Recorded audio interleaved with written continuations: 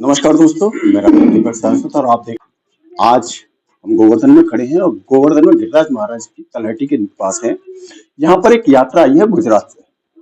उस यात्रा पद यात्रा है। उस यात्रा का क्या उद्देश्य है, कब से चली और गोवर्धन कब पहुंची, कहाँ कहाँ इनका विश्राम रहा और इसका क्या उद्देश्य है। और महाराज जी हमारे साथ हैं। महाराज जी, सबसे पहले अपना परिचय और ये किनके द्वारा यात्रा लाई गई है और इस यात्रा का क्या उद्देश्य है। मैं जयवीर गिरी जी महाराज, परम पूज्य गुरुदेव श्री श्री 1008 महामंडलेश्वर राजेंद्र गिरी जी महाराज के सानिध्य में अहमदाबाद से 3 तारीख को यात्रा पद यात्रा शुरू हुई है और हमारे गोवर्धन में 29 तारीख को यहाँ पर और मथुरा जाने के लिए 2 तारीख को जाएंगे। अच्छा, इस यात्रा का क्या उद्देश्य था? अभी ये हमारे यात्रा का उद्देश्य हमारे गुरुदेव जी बताएंगे, ठीक है ना। और आगे बस इसी के साथ जैसे कि महाराज जी ने बताया कि ये गुजरात से चलकर एक यात्रा आई है और हमारे साथ श्री श्री 1008 राजेंद्र जी महाराज महामंडलेश्वर हमारे साथ हैं।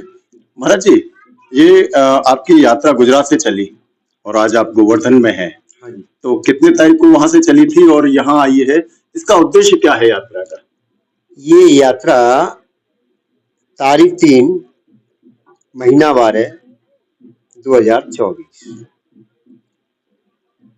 राधे जगन्नाथ मंदिर गणेश नगर पीपलेज में हमारा आश्रम है और पीपलेज गांव में यात्रा का पूजन कराया, यात्रा का पीपलेज गांव में भ्रमण कराया। उसके बाद यात्रा अहमदाबाद गुजरात से गोवर्धन मथुरा के लिए रवाना हुई। इस यात्रा का उद्देश्य है हिंदू एकता। इस यात्रा का उद्देश्य है हिंदुओं की प्रवृत्ति, पर्यावरण का शुद्धिकरण और समाज वैभवशाली कैसे बन सके, समाज एकत्रित कैसे हो सके, समाज का उत्थान कैसे हो सके। इसमें हमने एक मंत्र का गठन किया है, बहुत पौराणिक मंत्र है, नवचंडी में भी आता है। उस मंत्र के द्वारा लोगों की भावना में भी परिवर्तन आ सकता है और आया भी है और आ भी रहा है। वो मंत्र बताएंगे महाराज? हाँ जी, वो मंत्र है ओम ऐं ह्रीं क्लीं चामुंडाई विच्चे। ये क्या आदि शक्ति माँ का मंत्र है और सबसे बड़े में बड़ा माना जाए तो माँ है। माँ है तो हम हैं, अरे माँ नहीं होती तो हम ही कहां से आते। और माँ की कृपा हो जावे तो दुनिया में सबकी कृपा हो गई। इसके लिए हमने एक मंत्र का एक विचार भी भगवान की कृपा से आया हुआ है कि जो हमने एक मंत्र लिखा भी है। एक समय ज्योति माता के मन में एक भावना आई, मैं पूरे ब्रह्मांड की रचना करूं, तो सबसे पहले विष्णु भगवान को प्रकट किया। विष्णु भगवान से बोली कि आप इस पूरे ब्रह्मांड की रचना करो, कि मेरे बस का काम नहीं है। साइड किया, ब्रह्मा जी को पैदा किया। ब्रह्मा जी बोले मेरे बस का भी काम नहीं है। भगवान शिव प्रकट हुए। भगवान शिव बोले विचार बना के तो बैठा हूं, पर दुनिया एक से चलने वाली नहीं है, इसके लिए ब्रह्मा और विष्णु दोनों को वापस लाओ। अब ब्रह्मा जी बोले मैं बड़ा, विष्णु जी बोले मैं बड़ा, अब दोनों में बड़ा कौन? भगवान शिव ने स्तंभ का छेड़ा पाताल लोक भेजा, एक छेड़ा आकाश मार्ग भेजा। इन दोनों में से जल्दी से पता करके लाएगा वही बड़ा। विष्णु समझ गए भगवान शिव की माया का दुनिया में कोई भी पार नहीं है, वापस आके बैठ गए। ब्रह्मा जी आकाश मार्ग जा रहे थे, ऊपर से केतकी का पुष्प आया कि आप कहां से आए? कि जितना आप नीचे से आया उतना मैं ऊंचे से आया। अब ब्रह्मा जी बोले आप मेरे गवाह बन सकते हो, क्या बोलना पड़ेगा? कि आपको ऐसा बोलना है मेरे सामने भगवान शिव के स्तंभ के छेड़े का पता ब्रह्मा जी ने लगाया। जैसे ही बोला दोनों राजी हो गए। दोनों ने मिलके भगवान शिव के सामने पेश किया कि आपके छेड़े का पता हम दोनों के सामने हो चुका है। भगवान शिव ने ताली लगाई और देखा कि ब्रह्मा जी जा रहे हैं, ऊपर से केतकी आ रहा है, दोनों की दोस्ती हो गई। दोनों ने मिलकर झूठ बोला है, मैं आपको श्राप देता हूं ब्रह्मा जी, आपका कोई भी मंदिर बनाने वाला इस दुनिया के अंदर जीवित नहीं रहेगा। मैं आपको दूसरा श्राप भी देने जा रहा हूं, आपकी जाहिर में दुनिया में कहीं भी पूजा नहीं होगी। केतकी, आज से तू किसी भी देवता पे चढ़ेगा नहीं। हाथ जोड़ के ब्रह्मा जी बोले, महाराज मेरे से बहुत बड़ी गलती हो गई, मेरे को इसमें से माफ करो। आपको माफ तो करता हूं, पर थोड़ा सा रास्ता दूंगा। आप सृष्टि की रचना करते हुए ग्रंथों की रचना करो, कि ये भी नहीं हो पाएगा। इसके लिए मां सरस्वती का होना बहुत जरूरी है।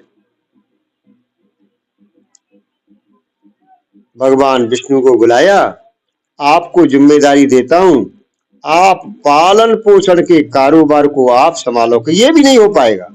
इसके लिए महालक्ष्मी जी का होना बहुत जरूरी है। भगवान शिव ने विचार किया कि तेरे को श्रृंगार करना है, तो श्रृंगार भी बिना काली के नहीं हो सकता। तो आद्य शक्ति ज्योति माता से भगवान शिव ने 3 शक्तियां का प्रार्थना किया कि आप हमको 3 शक्तियां प्रदान करो। सबसे पहले माँ काली प्रकट हुई। माँ काली का काम क्या है? यादि व्याधि उपाधि का विनाश।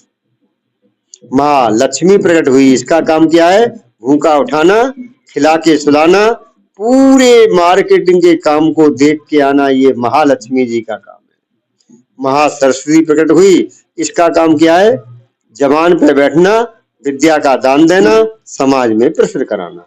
अब तीनों माताजियों ने मिलकर ब्रह्मा विष्णु महेश को देखा, विचार किया, इन तीनों से पावरफुल कैसे बन सकूं। तीनों माताजी एक हो गई। क्या बन गई? अम्बे माँ, दुर्गे माँ। भावना बढ़ती गई। माताजी की इच्छा हुई कि मैं 9 दिशा में वास करूं, तो माताजी कितनी बन गई? 9 दुर्गा। अब समय बीतता गया, माताजी की भावना हुई मैं पूरे ब्रह्मांड के अंदर वास करूं। माताजी कितनी बन गई? 51 शक्ति पीठ। तो जिस माताजी जिस परिवार में जिसको दर्शन दिया, उसकी कुलदेवी के नाम से प्रसिद्ध हो गई।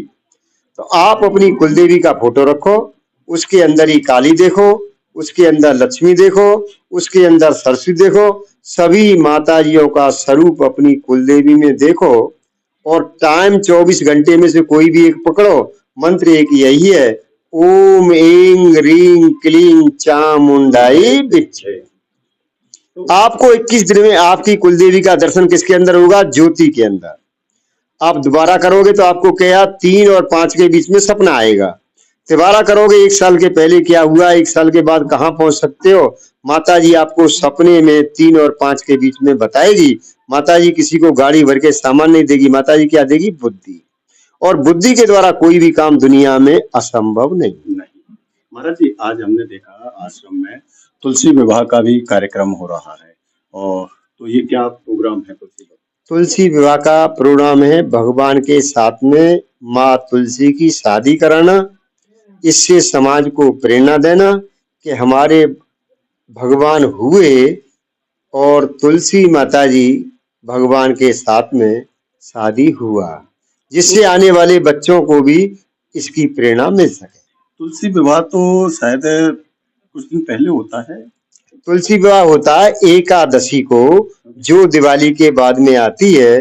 पर ये एक संकल्प लिया था, ये यात्रा गोवर्धन में सक्सेस पहुंचती है तो माँ तुलसी तेरी भी एक शादी का प्लान बनाएंगे। अच्छा महाराज जी, अब जैसे कुंभ स्टार्ट हो चुका है और शाही स्नान भी होना है, जनवरी में महाकुंभ की आगाज हो चुका है, और कुंभ की क्या आपकी प्लानिंग है? कुंभ में हमारे 13 अखाड़े एक साथ मिलके बारी बारी से स्नान करते हैं। हमारे यहाँ अभी 14 जनवरी 2025 को शाही स्नान के नाम से है, जिसमें पंचायती अखाड़ा पहला स्नान करेगा, फिर आपका जूना अखाड़ा स्नान करेगा। ऐसा करते करते हमारे 13 अखाड़े स्नान करेंगे। इसमें सरकार की बहुत बड़ी व्यवस्था है और सरकार की तरफ से बहुत बड़ी सुविधाएं भी कुंभ मेले में दी गई हैं। जैसे कि आपने देखा कि महाराज जी ने बताया कि किस तरह से यात्रा गुजरात से यहाँ तक आई है गोवर्धन तक, और किस भव्यता के साथ यहाँ पर प्रोग्राम हुआ। तुलसी विवाह का भी आयोजन किया जा रहा है। तुलसी विवाह एक अपने आप में ही अनोखी चीज होती है। इसे देखने वालों का मन, जिसके अगर दर्शन भी हो जाए तो ये कहते हैं कि बहुत सारे पाप आपके धुल जाते हैं। और महाराज जी ने भी आपको इसके पूरे प्रांगण बताया कि किस तरह से भगवान की शादी को देखना शायद हम लोगों के पुण्य कार्य होते हैं वही देख पाते हैं इस चीज को। महाराज जी ऐसा ही है कुछ?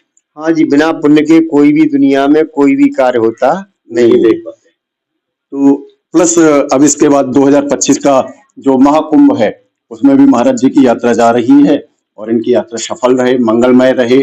और इसी के साथ सभी को नव वर्ष की हार्दिक शुभकामनाएं। जय हिंद, जय भारत।